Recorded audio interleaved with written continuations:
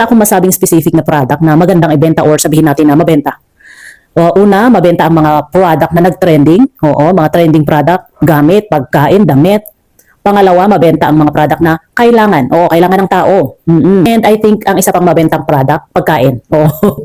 Once na dumaan dyan sa isang viewers or tao na matakaw, naku, bibilhin niya yung product na yan. Basta na-convince yung taong yan or yung viewers na yan na masarap yung pinopromote mo, tapos may pera siya, ay talagang bibilhin niya.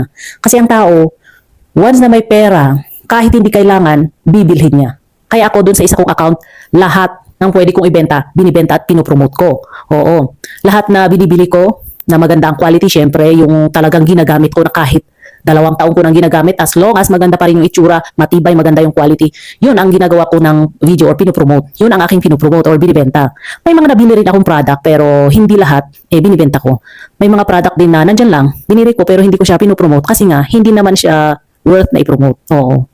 Ganun yun. So kung tatanungin nyo ako ano ba kaya ang magandang ibenta or ipromote online, lahat na, subukan mo lahat. Once na nakita yan ng viewers or ng tao na nangangailangan or nadaanan ng video mo na yan, yung right audience, talagang bibilhin.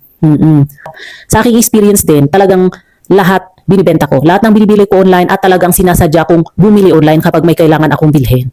At yun na yung ipopromote ko as long as maganda yung quality. Ganon. So kung tatanungin nyo ako anong magandang product na ibenta sa online or ipromote, subukan mo lahat. Lahat ng binibili mo online at lahat ng kailangan mong bilhin mo sa online. Tapos pag magandang quality, yun na yung ipromote at ibenta mo. At huwag kang mag-alala, kahit na marami tayong mga affiliate, marami din ang tao na mahilig mag-online shopping. Oo. Kahit yung mga hindi mahilig mag-online, nako, nahihilig na rin sila. Oo.